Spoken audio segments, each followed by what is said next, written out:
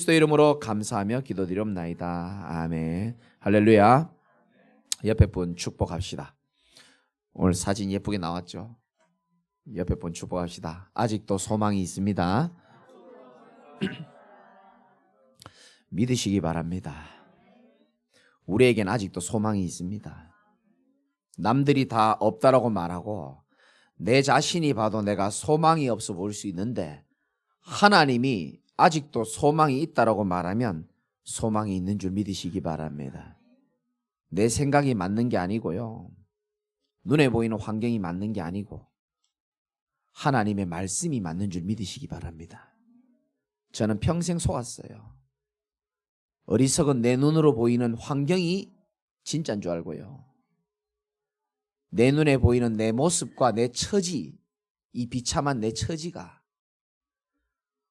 아무 소망이 없어 보일 때가 참 많았거든요. 아니요, 틀렸습니다. 살아계신 하나님의 말씀만 정확한 줄 믿으시기 바랍니다. 사람은 하나님의 말씀으로만 살아날 수가 있습니다. 사람의 영은 세상 노래, 세상 드라마 아무리 많이 봐도 영혼이 살아나진 않습니다. 우리의 영혼을 살릴 수 있는 것은 하나님의 말씀 유일한 줄 믿으시기 바랍니다. 이탈리아의 시인인 단테라는 사람이 신곡이라는 글을 썼는데 거기에 보면 이런 글이 있습니다. 지옥의 출입구에는 이런 말이 적혀 있습니다 라고 적혀 있어요. 지옥의 출입구에 뭐라고 적혀 있냐? 이곳은 소망이 조금도 존재하지 않는 곳이다. 그렇죠? 지옥에는 소망이 없어요. 바꿔 말하면 소망이 완전 없는 곳이 바로 지옥 같은 곳입니다.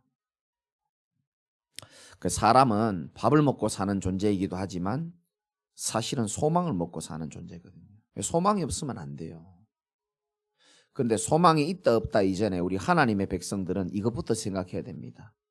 내가 가진 소망이 참된 소망이 맞는가? 그걸 점검해 봐야 돼요. 여러분, 남은 인생에 뭐가 제일 큰 소망입니까? 내가 가진 소망이 참된 소망이 될 때, 하나님이 원하시는 소망이 될 때 그 소망은 하나님이 이루실 줄 믿으시기 바라고요. 시편 146편 5절에는 야곱의 하나님을 자기의 도움으로 삼으며 여호와 자기 하나님에게 자기의 소망을 두는 자는 복이 있도다. 하나님께 소망을 두는 자가 복이 있다라고 말씀했습니다. 헛된 소망도 있습니까, 목사님? 네, 있습니다. 헛된 소망은 자신을 행복하게 해줄 것처럼 속입니다. 결국은 평안과 행복을 주는 것이 아니고 그 헛된 소망은 나로 하여금 집착하게 만들고 낙심하게 만드는 겁니다. 많은 사람들이 열심히 인생 살거든요. 그런데 가만히 영적인 눈으로 한번 쳐다보면은 일평생 뭔가에 매여 있고 묶여 있습니다. 육신의 눈으로 보면 몰라요. 영적인 눈으로 보면 그렇게 보여요. 그것에 종노릇하고 있습니다. 예를 들어서 돈에 매여 있는 사람이 있다면은 그 사람은 자신도 모른 채 돈에 종노릇하며 살아갑니다. 인정하십니까?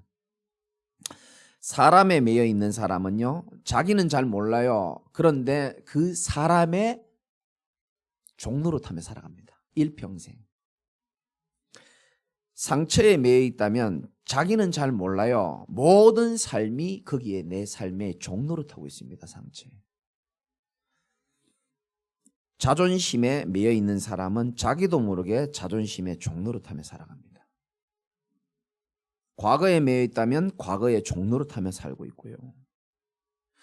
두려움이나 불안함에 매여 있다면 자기도 모르게 그 두려움과 불안함에 종노릇하며 살아갑니다. 영적인 눈으로 열고 보면 그렇습니다. 히브리서 2장 14절 15절에 보면은 이런 말씀이 있습니다. 죽음을 통하여 죽음의 세력을 잡은 자 곧 마귀를 멸하시며 또 죽기를 무서워함으로 한평생 매여 종노릇하는 모든 자들을 놓아주려 하심이라. 예수 왜 믿는지 아십니까? 예수 그리스도만 우리 인생에 헛된 소망을 쫓아가며 종노릇하는 누구도 바꿀 수 없는 운명, 누구도 바꿀 수 없는 인생의 쇠사슬을 끊을 수 있는 유일한 길이 바로 예수 그리스도인 줄 믿으시기 바랍니다. 절대로 그렇습니다. 사람은 자기가 어디에 종노릇하는지 모르고 살아갑니다. 왜? 마귀가 안 가르쳐줘요. 근데 뭔가에 종노릇합니다. 가만히 보세요. 그런데 예수님께서 십자가 사건으로 인하여 뭐라고 말씀하십니까? 한평생 매어 종노릇하는 모든 자들을 놓아주려 하심이라 그랬거든요. 여러분, 그리스도로 인하여 모든 종노릇에서 해방되는 은혜가 있으시기 바라고요. 요한복음 8장 32절에는 예수님이 이렇게 말씀하셨습니다. 진리를 알지니 진리가 너희를 자유롭게 하게 될 것이다. 저는 예전부터, 나이는 아직 젊지만 너무 힘들게 어릴 때 환경 속에 살았기 때문에 마음에 늘 자유를 꿈꿨습니다. 자유롭고 싶은 거예요. 누구도 구속받고 싶지 않고요. 잔소리도 듣기 싫고 이래라 저래라도 싫고 늘 자유를 찾아서 목말랐던 사람이거든요. 돈을 많이 벌면 자유가 올 줄 알았어요. 또 조금 인기가 있고 명예가 있으면 조금 자유가 생기는 줄 알았습니다. 남들보다 조금 나은 환경에 있으면 내가 조금 더 자유롭겠지 생각했습니다. 물론 사람이 돈이 조금 여유가 있으면 남들보다 조금 편안하게는 살 수 있습니다. 그런데 참 자유는 그렇게 해서 오는 건 아니더라고요. 그래서 재벌 그 삼성의 회장이 죽으면서도 인생의 중요한 질문을 했던 이유가 바로 그겁니다. 진정한 죽음 앞에서 진정한 자유가 없었던 거예요. 여러분, 성경은 분명히 말합니다. 진리를 알지니 진리가 너희를 자유롭게 할 것이다. 진리가 뭡니까? 요한복음 14장 6절에 예수께서 이르시되 내가 곧 길이요 진리요 생명이니 나로 말미암지 않고는 아버지께로 올 자가 없다 그랬습니다. 예수 그리스도만이 진리 되시고 우리 인생에 참된 자유를 줄 수 있는 유일한 분이라는 사실을 믿으시기 바랍니다. 그리스도 안에서 하나님이 주시는 참된 자유를 여러분이 누릴 줄 아셔야 되는 거예요. 시대가 가면 갈수록 오직 복음이 아니면 안 된다는 사실에 여러분 인정할 수 있어야 되는 겁니다. 지금 시대가 어려워요. 또 코로나 시대입니다. 안 그래도 힘든 인생에 더 우울하고요. 왜 그런지 압니까? 모든 인간의 욕망을 차단되어 있는 시간표이기 때문에 그렇습니다. 마음껏 뭘 할 수가 없어요. 마음껏 사람을 만날 수도 없고 마음껏 즐길 수도 없고 마음껏 뭘 하기 어려운 시대입니다. 그러다 보니까 사람이 욕망이 차단되다 보니까 영적 문제 있지, 욕망이 있는데 욕망이 차단되지, 혼자 있게 되지, 외롭지, 괴롭지, 우울하지. 힘든 시대입니다 지금. 그래서요, 우리 인생이 이 복음을 가지고 있으면 그나마 진짜 힘으로 살아가는데 복음이 없는 사람들은요 전부 자기가 가진 그 미천으로 살아간단 말이에요. 힘으로, 돈으로. 그게 버티기가 쉽지가 않아요 사실은. 이상하죠. 인생이라는 게요, 살 만큼 살았는데도 불구하고 아직도 익숙치 않고요, 늘 초행길 같고요, 늘 불편하고 아프고 힘들고, 이게 인생이거든요. 견디기가 쉽지 않습니다. 그럼에도 불구하고 저와 여러분들이 이겨내고 견딜 수 있는 이유는 여러분이 대단해서가 아니고 대단하신 하나님이 여러분을 붙들고 계심을 믿으시기 바랍니다. 끝없이 나를 포기하지 않고 격려하시고 응원하시고 어떤 일이 있어도 항상 나와 함께 하시는 주님이 나를 붙잡고 있기 때문입니다. 100번 죄를 지어도 101번 용서해 주시고요, 긍휼이 많으신 주님입니다. 1000번을 불신앙하고 10,000번을 엎어지고 넘어지고 자빠지고, 어떨 때는 내가 나를 쳐다봐도 이해 안 되고 용서가 안 될 때가 참 많습니다. 그럼에도 불구하고 여전히 내 손을 붙잡고 계시고 그 그리스도의 끊을 수 없는 사랑이 있기 때문에 저와 여러분이 오늘도 이 자리에 앉아 있는 줄 믿으시기 바라고요. 그 끊을 수 없는 그리스도의 사랑이 불변하기 때문에 우리는 아직도 소망이 있는 줄 믿으시기 바랍니다. 그리고 우리는 언약의 백성입니다. 빌립보서 1장 6절에 보면은 너희 안에서 착한 일을 시작하신 이가 그리스도의 예수의 날까지 이루어 가신다라고 약속했습니다. 그래서 어떤 면에서 저와 여러분이 진짜 언약의 백성이 맞다면은 이래도 좋고 저래도 괜찮을 수 있어야 돼요. 그래도 하나님은 우리의 인생을 이루어 가시기 때문에 그런 거예요. 전에는 뭐 우리 힘으로 살았습니까? 아니요. 지나가 보면 전부 하나님의 은혜입니다, 사실은. 오늘 말씀이 참 중요합니다. 오늘 에스라서입니다. 도대체 에스라가 뭐 동네 이름인지 사람 이름인지, 에스더의 오빠인지, 에스겔이랑은 무슨 관계인지 몰라도 돼요. 에스라라는 사람이 있었습니다. 근데 그 사람보다 중요한 게 이 지금 배경입니다. 여러분, 이 에스라서는요, 하나님의 백성이 잘 살아야 되잖아요. 이스라엘 백성이 하나님 백성인데 선택받은 민족인데 잘 살아야 되는데 복음을 놓치고 언약을 놓치다 보니까 어디로 끌려갑니까? 바벨론의 포로로 질질 끌려갑니다. 그래서 몇십 년 동안 고생을 하다가 지금 다시 돌아오게 된 상황입니다. 여러분, 포로로 끌려갔다가 다시 돌아와가지고요, 하나님이 제일 먼저 회복하게 한 게 있습니다. 에스라 1장은 불신자 왕의 마음을 감동시켜가지고 이스라엘 백성들을 고국으로 돌아오게 하고, 2장은 돌아온 멤버들 나열되어 있습니다. 3장에 돌아와서 제일 먼저 회복시킨 게 있습니다. 그게 뭘까요? 혹시 한 명이라도 내 마음을, 명절에 내 마음을 시원케 할 사람 없습니까? 아니, 이스라엘 백성들이 포로로 질질 끌려가가지고 하나님의 백성이 어찌 그렇게 비참하게 살 수 있습니까? 근데요, 다시 돌아와가지고요, 3장에 하나님이 가장 먼저 회복시킨 게 있습니다. 뭡니까? 예배입니다. 그렇죠. 여러분, 포로로 되어 있다가 다시 돌아와가지고 일단 자기 집부터 만들고 이사하고, 동사무소에 확정일자도 받고, 그게 제일 먼저잖아요. 근데 하나님은 그렇게 말씀하시지 아니하시고 제일 먼저 예배부터 회복하게 합니다. 3장 위에 보면 적혀 있을 겁니다. 비로소 번제를 드리게 된다, 뭐 그런 말씀이 아마 적혀 있을 거예요. 여러분, 하나님을 잊어버리고 복음을 놓쳐버리다가 비참하게 바벨론 포로로 살다가 왔으면은 마음에 이제 깨닫게 되는 겁니다. 그래, 내 인생이 이렇게 비참하게 살 수밖에 없던 이유는 내가 복음을 놓치고 하나님을 떠나서 그렇구나. 하나님과의 관계를 회복하는 것이 제일 우선이다라고 하나님은 생각하시고 이스라엘 백성에게 말해주고 있는 겁니다. 여러분, 애완동물도요, 길거리에 데리고 나가다가, 시장에 데리고 나가다가 길을 잃어버려가지고 놓쳐버리면 주인이 얼마나 찾습니까? 그리고 그 애완동물이요, 주인을 얼마나 또 찾고자 하는 마음이 있겠습니까? 3일이 걸려도, 일주일이 걸려도 못 찾아요. 그런데 한 달 만에, 2달 만에 어떻게 하다가 주인을 만나고 집으로 돌아오게 되는 겁니다.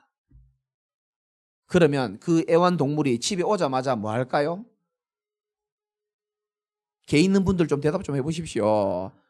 주인이랑 얼마나 반가워하고 사랑을 나누고요, 그 반가움을요 주인에게 다 혓바닥으로 하잖아요.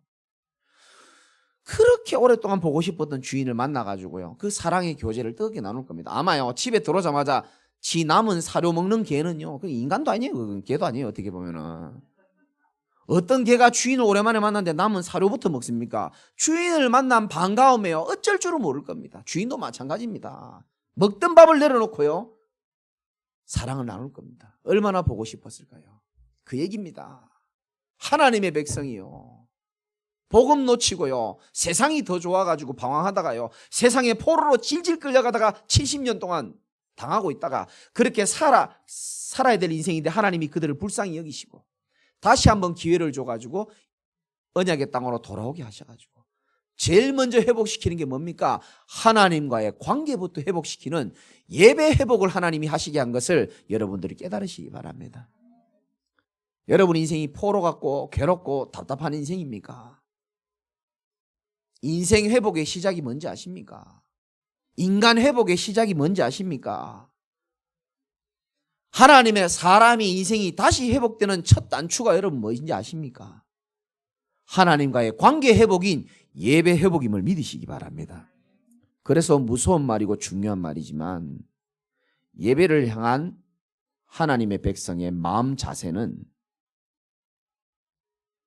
여러분들의 미래와 여러분들의 행복과 비례하게 되어 있습니다.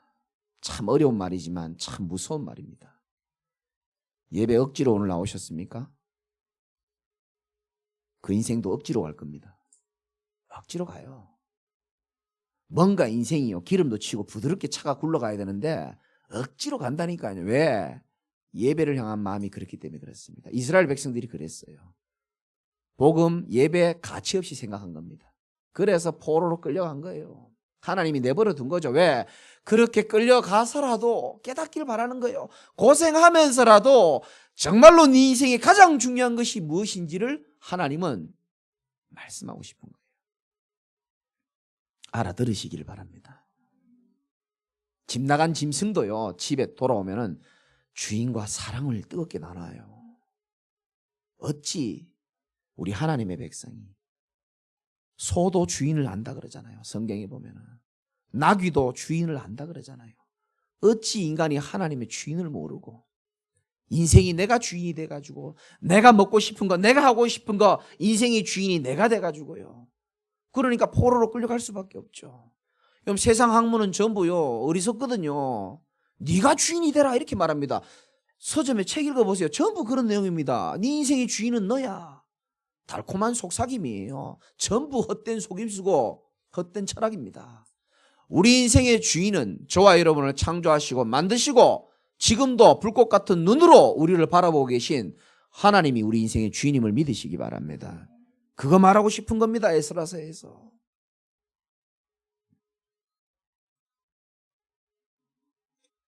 그 인간과 하나님과의 관계 회복을 위하여 우리에게 보내신 최고의 선물이 예수 그리스도인 겁니다. 지난주에 말씀 제목 기억합니까? 명절에 떡국 먹다 다 잊어버렸습니까? 최고의 배경을 가진 자입니다. 믿습니까? 우리는 최고의 배경을 가진 자고 최고의 선물을 이미 받은 사람입니다. 지난주에 야구르트 아줌마 가요. 아유 목사님 새해 복 많이 받으세요. 그러더라고요. 저는 더 이상 받을 복이 없습니다. 이렇게 말했어요. 에이 목사님 무슨 얘기를 합니까? 저는 다 받았어요. 난 아주머니도 이 축복을 좀 받았으면 좋겠습니다. 여러분 우리는 최고의 선물과 축복을 다 받은 자인 줄 믿으시기 바랍니다.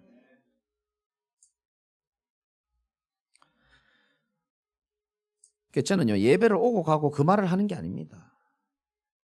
어떤 예배의 행위를 말하는 게 아닙니다. 여러분 알고 예배 드려야 되는 겁니다. 우리 인생이 진짜 예수 그리스도의 보혈의 피가 아니면 안 된다라는 고백 위에 우리가 예배를 드려야 되는 거예요. 그렇죠. 다 이쁘게 화장하고 예쁘게 좋은 옷 입고 교회 다 옵니다. 그 중심은 하나님이 아시는 거예요. 자, 그래가지고 에스라 3장 오늘 에스라 한 판에 다 끝냅니다. 잘 들으셔야 됩니다. 뭐 저만큼 쉽게 설명하는 사람이 없기 때문에 3장에 예배 드리고 지금 분위기 좋아요 이제. 그런데요 4장에 이 방해막 합니다. 당연하죠. 왜 방해합니까? 우리는 사단의 역사라고 말하지만 왜 방해합니까? 그만큼 하나님과의 관계 유지하는 예배의 축복을 하나님은 소중하게 생각하는 거예요. 사단은 자꾸 방해하는 겁니다. 예배 못 드리게, 성전 못 짓게 방해하는 거예요. 그런데요 어떻게 해서든지 하나님이요 그 방해를 또 이기기 위해서 성전을 짓고 이렇게 하다가 이제 하나님과 교제와 축복을 다시금 회복하고 살다가 또 정신을 못 차리는 겁니다. 이스라엘 백성들이 이 10장까지 오면서 어떤 일이 일어나느냐, 또 정신을 못 차리고요 우상을 섬기고 이방 여인들을 만나고 세상에 찌들어가지고 또 이렇게 완전히 소망이 없는 모습이 되어져 있을 때 오늘 하나님이 우리에게 주시는 말씀입니다. 이때 10장 1절에 보니까 에스라가 하나님의 성전 앞에 엎드려 울며 기도하며 죄를 자복할 때에, 이렇게 영적인 지도자들은요, 백성들이 위기를 만났을 때 고개를 숙일 줄 알아야 돼요.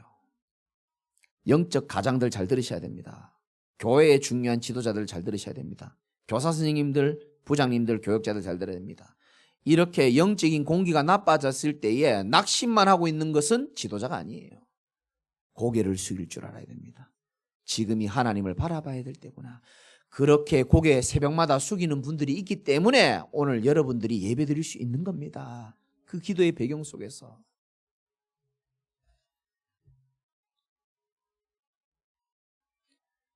근데 2절에 보니까요, 엘람 자손 중 여히엘의 아들 스가냐가, 이름도 어렵습니다.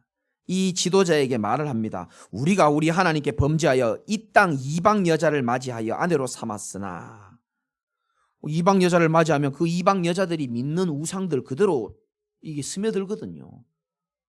여러분 잘 들어보세요. 여러분이 세상에 있는 사람들 저는 만나지 마라 그런 얘기 하고 싶지 않아요. 그 사람들도 우리가 살려야 됩니다. 그런데 만나되 내가 영적으로 영적 상태가 서밋의 상태, 준비가 되어 있지 않으면요, 그 사람의 영향을 우리가 받게 됩니다. 100% 받습니다. 근데 내가 그 사람에게 영향받지 않을 힘이 있으면요, 누구든지 만나도 괜찮습니다. 그 원리거든요. 왜 아직 너희들이 이제 예배 겨우 회복되는데 이방 여인과 우상을 섬기고 거기에 섞여 있느냐, 이 말 하는 거거든요. 정신을 다시 못 차리는 거죠. 그런데 뭐라 그럽니까? 이방 여자를 아내로 삼았으나, 그 다음 읽어봅시다. 시작. 이스라엘에게 아직도 소망이 있나니. 아멘. 참 보십시오. 이렇게 부족하고 또 무너지고 또 정신 못 차리는 우리에게 하나님이 다시 한번 기회를 주십니다. 저와 여러분에게 하나님 말씀하십니다. 아직도 소망이 있다라고 말씀하시는 겁니다. 얼마나 고맙고 다행입니까? 3절에 이렇게 말합니다. 곧 내 주의 교훈을 따르며 우리 하나님의 명령을 떨며 준행하는 자를 가르침을 따라 이 모든 아내와 그들의 소생을 다 내보내기로 우리 하나님과 언약을 세우고 율법대로 행할 것이라. 아멘 하는 분들 대단한 사람들입니다. 이렇게 할 수 있습니까? 여러분 당장 여러분의 예배를 방해하고, 여러분 당장 주일 예배 마치고 여러분 시간을 빼앗고 여러분 마음을 빼앗는 것 버릴 수 있습니까? 예상치 못했네. 진짜 그렇게 할 수 있습니까? 근데 우리 인간은 연약하단 말이에요. 하나님은 버리라 하는 거 우리는 어떻게 했습니까? 꽉 쥐고 있잖아요. 그 다 버린 것 같은데 끝에 얻어 걸려 있잖아. 아직도 자고 있더니 많다는, 이게 우리 인간이라니까요. 하나님의 말씀을 다 지켜야 되는데 우리가 그렇게 하기가 참 어렵습니다, 사실은. 그래서 율법을 다 지켜야 되는데 율법을 다 지킬 수가 없어요. 그래서 하나님이 새 언약을 주신 겁니다. 예수 그리스도를, 우리 인생의 율법의 완성이 되신 예수 그리스도를, 우리 인생의 모든 문제 해결하시고 이제는 네 힘으로 안 되기 때문에 하나님이 그리스도를 우리에게 주신 줄 믿으시기 바랍니다. 이제는 그 그리스도를 의지하고 믿음으로 말미암아 우리가 의인되는 줄 믿으시기 바랍니다. 무슨 말이냐? 우리가 할 수 없는 그것을 주님이 할 수 있기 때문에 아직도 소망이 있는 이유는 뭡니까? 우리가 다시금 그리스도를 잡을 수만 있다면 우리의 인생은 여전히 소망이 있는 줄 믿으시기 바랍니다. 그래서 우리는 아직도 소망이 있는 거예요.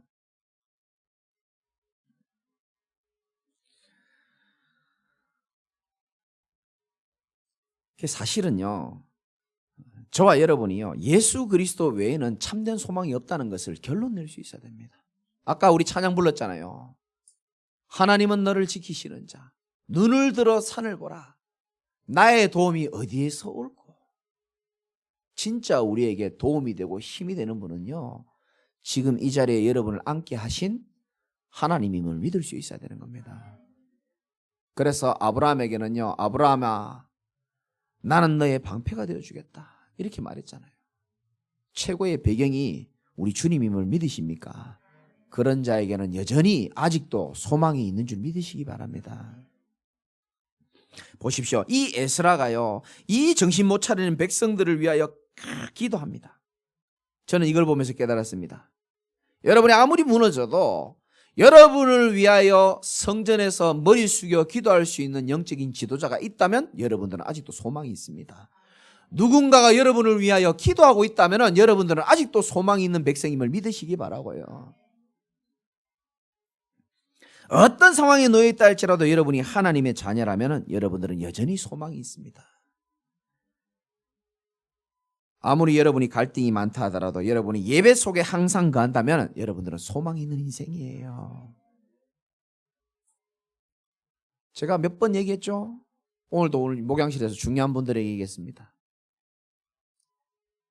하도 멀리서 예배로 오시니까 누가 교회를 무궁화 타고 옵니까? 기차 타고 오는 분이 어디 있습니까? 귀하잖아요, 멀리서. 그러니까 제가 얘기했어요. 딱 눈 쳐다보면서 아무 생각하지 말고 정말로 이 복음이 선포되는 이 자리가 귀한 줄 알고 예배에 어떤 일이 있어도 승리하길 바란다고. 여러분들 기도하고 계시잖아요. 여러분들이 진짜 예배 속에 거한다면 포도나무이신 그리스도에게 붙어만 있기만 한다면 하나님은 여러분의 인생을 반드시 이루어 가실 줄 믿으시기 바랍니다. 저는 뭐 능력이 있어서 그 험한 인생에서 어려운 가문에서 이렇게 큰 소리 치는 줄 압니까? 전혀 안 그렇습니다. 능력이 있어서 전혀 그렇지 않습니다. 원고에는 없지만 한번 얘기해 볼게요. 여러분 진짜 여러분 인생이 소망이 있는 방법은 한 가지가 있어요. 여러분의 인생 소망 없는 분들은 잘 들으십시오. 여러분 진짜요. 우리 인생에 제가 증인으로서 얘기하는 겁니다. 뭘 배운 걸 얘기하는 게 아니고요. 여러분요, 이 절망을 할 줄 알아야 되거든요. 참된 절망을 해야 진정한 소망이 시작되는 겁니다. 어떻게 보면.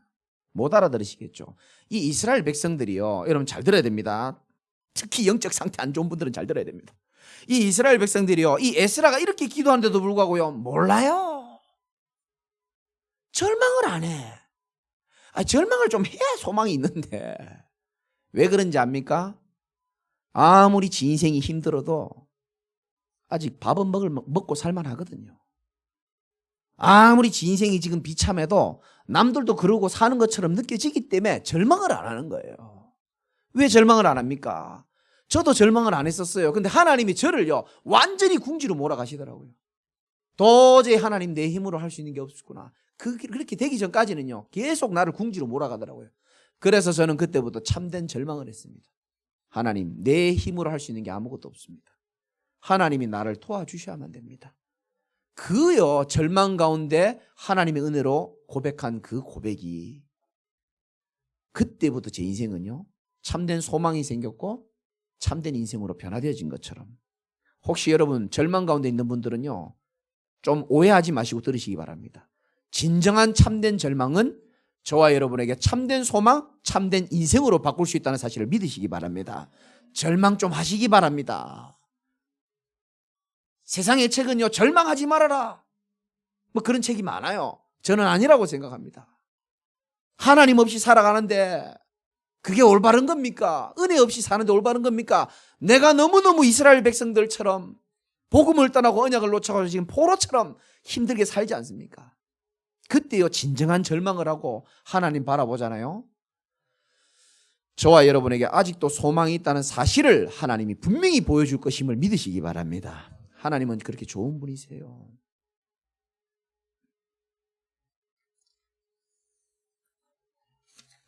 바울도요 여러분 잘 아시다시피 고린도후서 1장 8절에 아시아에서 당한 고난이 너무너무 심한 고난이었다고 말했습니다. 어느 정도냐? 살 소망이 끊어질 뻔했다, 이렇게 바울이 얘기합니다. 그런데 그 다음 말씀이 참 중요합니다. 이 전도자 바울이 얼마나 고난이 심했으면 살고 싶은 마음이 다 떨어졌대요. 그런데 그 뒤에 말이 중요하죠. 고린도후서 1장 10절쯤 되죠. 우리는 우리 자신이 사형 선고를 받은 줄 알았으니 이는 우리로 죽은 자를 다시 살리시는 하나님만 의지하게 하려 하심이라. 이게 하나님의 계획이고 마음입니다. 하나님은 한 번이라도 여러분들이 하나님을 의지하길 바라는 거예요. 우리 하나님 절대 의지하지 않습니다. 그 증거 기도하지 않거든요. 하나님 바라보지 않아요. 박살나고 찌그러지기 전까지는 안 바라봅니다. 인간이 원래 연약합니다. 그런데 바울도요, 심한 고난을 당했을 때 하나님을 의지하는 겁니다. 하나님은 그럴 때 반드시 응답하는 좋은 분임을 믿으시기 바랍니다. 코로나로 인해서 고생이 많고 소망이 없는 것처럼 느껴지는데, 저는 이걸요, 제가 원어로 찾아보니까 아직도 소망이 있습니다가 아니고요, 원어가 더 정확하거든요. 오히려 소망이 있습니다로 돼 있더라고요. 저는 이 코로나가요, 우리에게 많은 어려움을 준 건 사실입니다. 그러나 영적으로 보면요, 오히려 하나님의 중요한 계획과 나는 소망이 있다고 믿는 사람입니다. 아까도 어떤 분이 그러더라고요. 저는 이번에 코로나를 통해서요, 이 모든요, 이 감추어졌던 민낯이 다 드러나고 있다고 생각합니다. 여러분 어떻게 생각하십니까? 이번에 그 어딥니까? 이상한 교회 하나 또 터졌잖아요. 뭔 교죠? 영생교. 어째 이렇게 잘합니까? 영생교가 뭘 가르치는지 압니까? 그 교주 이름을 내가 잘 모르겠는데 그 교주 사진만 쳐다봐도요, 여러분 수명이 늘어날 수 있어요. 할렐루야. 대단하죠. 그걸 믿고 있어요. 그 교주 사진을 보면요, 자기 수명이 늘어난다고 믿습니다. 대단하죠. 소원 성취되고 삼재 판란을 면할 수 있대요. 그 사진만 쳐다보면. 여러분 내 뒤에 사진 쳐다보면 붙여놓으면 볼 사람이 있어요? 아무도 안 볼걸요. 그걸 믿는 게 이상한 거예요. 그런데 보세요, 하나님 다 드러내잖아요. 코로나 아니었으면 그건 몰라요. 우리가 영생교가 어떤 건지 다 드러나잖아요. 신천지가 어떤 곳인지 하나님 다 드러내버리잖아요. 종교만 그렇습니까? 이상한 세상의 어두운 그 구석에서 이상한 짓 하나님 다 드러내버리잖아요. 다 드러내는 게 코로나예요. 우리도 마찬가지일지도 모릅니다. 복음 가지고 모든 문제 해결이라 그러지만 이스라엘 백성들처럼 나의 진정한 소망이 다른 곳에 있었던 사람, 세상에 가득 찼던 사람들은요, 그 욕망이 차단되면서부터 영적인 상태에 황폐한 게 다 드러나요. 표정으로 드러나고요. 다 드러납니다. 하나님 이거요, 전부 다 드러내게 하는 거예요. 다 드러냅니다. 완전히 민낯을 다 드러내는 것 같아요. 제가 보니까. 이번에요, 난 뭐 겁 없는 사람이니까 얘기할 수 있어요. 세계에서 제일 큰 교회 목사님이 말 실수했잖아요. 이름은 못 밝히겠고요, 여의도 삐리리 교회라고 있어요. 이모 목사님께서 말씀했잖아요. 강단에서 그것도 코로나를 없앨 수 있는 카드가 준비되어 있다고. 이걸 지니고 다니시면 여러분들 코로나 안 걸릴 거라고. 이건요, 이건 사실 목회자가 해야 될 얘기는 아니거든요. 그 무슨 교수가 뭐 추천해줘가, 그 교수가 옛날에 뭐 사기 비슷한 걸로 벌금 낸 사람입니다. 참, 이거 여러분 어떻게 생각하십니까? 세계에서 제일 큰 교회 담임 목사님께서 하신 말씀입니다. 하나님 다 드러내는 겁니다. 다 드러내는 거예요. 내가 그분을 비판할 수 없지만은요, 모든 걸 다 드러낸 게 코로나입니다. 어떻게 생각하십니까? 여러분은 상관없습니까? 예외입니까? 우리의 영적 상태를 하나님 다 드러내요. 그래서요, 정말로요, 나의 힘이 되신 여호와고 복음으로 누리던 사람은요, 그래도요 힘이 있게 살아갈 수 있지만은요, 나의 의지와 소망이 나도 모르게 다른 거였던 사람, 세상이었던 사람들은요, 이요 어쩔 수 없어요. 다 드러나는 겁니다, 이게. 그런데 그게 심판이 아니고요, 저는 오히려 여러분들에게 하나님이 진짜 소망을 가르쳐주는, 진짜 소망을 알려주는, 저는 오히려 여러분의 신앙생활의 인생의 하나님의 전환점이라고 생각합니다. 진짜 참된 소망을 여러분 새롭게 마음에 새기시기 바랍니다. 우리 주 예수 그리스도만이 진짜 소망임을 믿으십니까? 주님은 변하지 않습니다. 여러분이 지금까지 소망을 가졌던 것은 안전한 것은 아닙니다. 다 변하는 거예요. 다 변합니다. 사람 변합니다. 사랑 변합니다. 돈 변하는, 다 변하는 거예요. 유행 변하는 겁니다. 문화 변하는 거라니까요. 전부 다 변하는 겁니다. 여러분 진짜요, 참된 소망과 참된 가치는요, 변하지 않는 우리와 함께 하시는 예수 그리스도만이 유일한 소망이 되시기를 주님의 이름으로 축원드립니다. 그 예수 그리스도께서 말씀하십니다. 여러분에게 또 실수하고 넘어지고 또 부족한데도 불구하고 아직도 우리에게 소망이 있다라고 말씀하시는 겁니다. 우리가 잘못된 소망들이 있다면 오늘부터 조금 내려놓으시기 바라고, 진정한 참된 소망 가진 여러분들이 되시기를 주님의 이름으로 축복하고요. 시대가 이렇고요. 모든 교회와 모든 것이 민낯이 지금 다 드러납니다. 저는 다시 한번 말씀드리지만 오히려 우리에게는 소망이 있고 기회라고 생각합니다. 이럴 때일수록 오직 복음만이 유일한 소망이겠구나. 이럴 때일수록 오직 복음을 전하고 복음에 헌신하는 저와 여러분이 진정한 참된 하나님이 볼 때는 소망이 될지도 모른다. 이럴 때일수록 우리가요 크고 화려한 교회는 아니지만은 오직 복음만 증거하는 교회가 이 땅의 소망임을 믿으십니까? 믿으시기 바랍니다. 결론 드리고 마치겠습니다.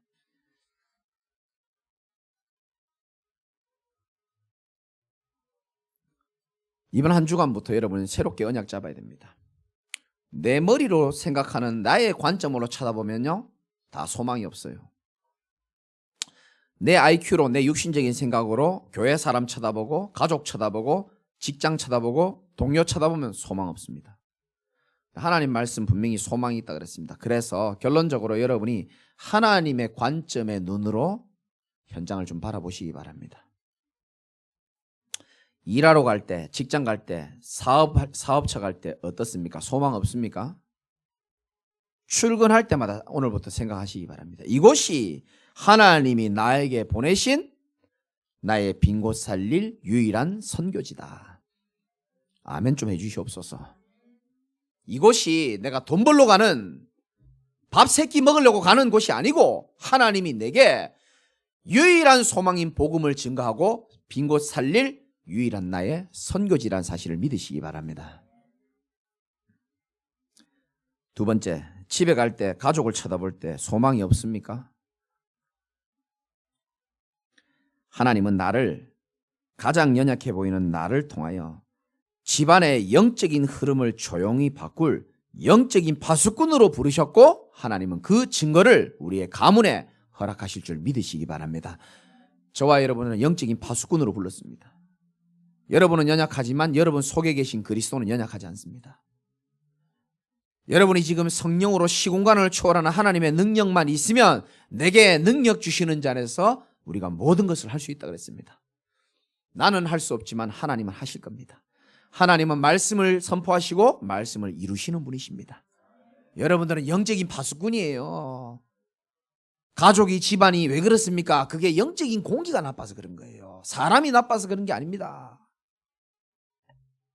우리 집에도 어제요 내가요 이름은 말하면 안 되는데 세 아들 중에 한 명이 우리 밤마다 전쟁이거든요. 왜 전쟁인지는 자녀를 키워보는 분들은 다 아실 겁니다. 앉아요. 자꾸 그 핸드폰 한다고 앉아요. 게임 한다고 앉아요.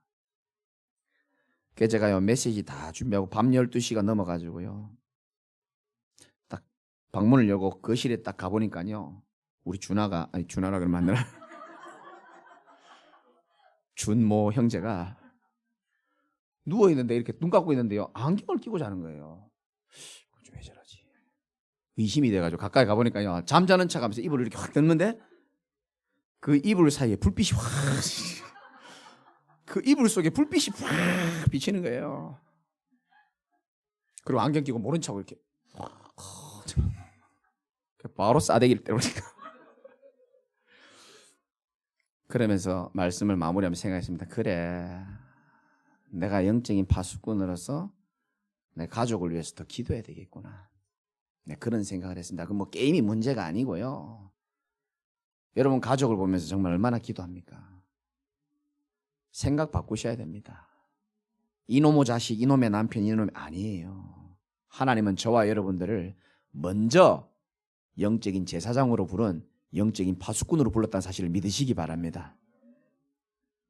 마지막으로 세 번째, 연약한 나 자신을 쳐다볼 때 소망이 없습니까? 이럴 때에 여러분 착각이라는 것을 아시고 내가 이렇게 연약하기 때문에 하나님은 우리에게 그리스도를 보내셨다는 사실을 믿으시기 바라고요. 내 연약함만 쳐다보는 것은 사단의 목표입니다. 절대 속지 마세요. 제가 이 목회를 한 6년 하면서요 얼마나 많이 속았는지 몰라요. 왜? 내 연약한 모습 보니까요 못하겠어요 솔직히. 사실 내가 하는 것도 아니잖아요. 여러분이 동역자고 하나님의 은혜로 하는 게 목회거든요. 근데요, 저도 육신이 있으니까요, 자꾸 내 연약함, 부족함 쳐다보면서요. 그럼 원고에는 없지만요, 난 여러분들에게 진짜 감사한 마음이 너무 많아요. 내가 말로 표현을 못해서 그렇지. 연약한 줄 알고 여러분들이 기도해 주시고 옆에서요, 불만도 많을 텐데 탁 말 안 해주시고 너무 고맙거든요. 지금 돌아보니까요, 사단의 최고 전략은요, 내 연약함 쳐다보더라고요. 빙신 같은 네가 뭘 해? 자꾸 이런 생각 주는 거예요. 나중에 알았습니다. 하나님의 절대 계획은 그거와 다르다는 것을. 하나님의 계획은 내 연약함이 없어지는 게 아니고요, 연약함 속에서도 영적인 파수꾼이 되어서 하나님이 주시는 영적인 힘을 얻으면 어떠한 견고한진도 무너진다라는 것에 하나님은 증인되게 하시려는 겁니다. 믿으시기 바랍니다. 아니, 연약한 게 있어야 하나님의 능력을 체험한 그 증인이 될 거 아닙니까? 어떠한 견고한 진도 무너뜨리는 복음의 능력을 체험하시기를 주님의 이름으로 축원드립니다. 하나님의 관점으로 보시면 소망이 있게 될 겁니다. 이번 한 주간 명절 전후가 제가 중요하다고 말씀을 많이 드렸죠. 지난주에도 말씀드렸습니다. 명절 후도 중요합니다. 어떻게 보면 지금 음력으로 새해입니다. 맞죠, 그죠? 양력으로 새해 때 언약 붙잡고 결단했던 것이 흐지부지해질 때, 구정 때 여러분들이 새롭게 언약 붙잡으시기 바랍니다. 아무리 힘들어도 아무리 답답해도 아니요, 여러분 속에 그리스도가 계시기 때문에 아직도 소망이 있는 줄 믿으시기 바랍니다. 기도하겠습니다. 하나님 감사합니다. 하나님의 말씀을 사람의 말로 듣지 않고 하나님의 말씀으로 굳게 믿고, 지금 내 환경과 현실은 어렵고 답답할 수 있지만은 아직도 우리에게 소망이 있다는 사실을 굳게 믿고, 이 소망을 주신 예수 그리스도와 함께 동행하며 명절 이후에 더욱더 하나님이 주신 힘으로 승리할 수 있도록 하나님이 축복하여 주옵소서. 예수 그리스도 이름으로 감사하며 기도드리옵나이다. 아멘.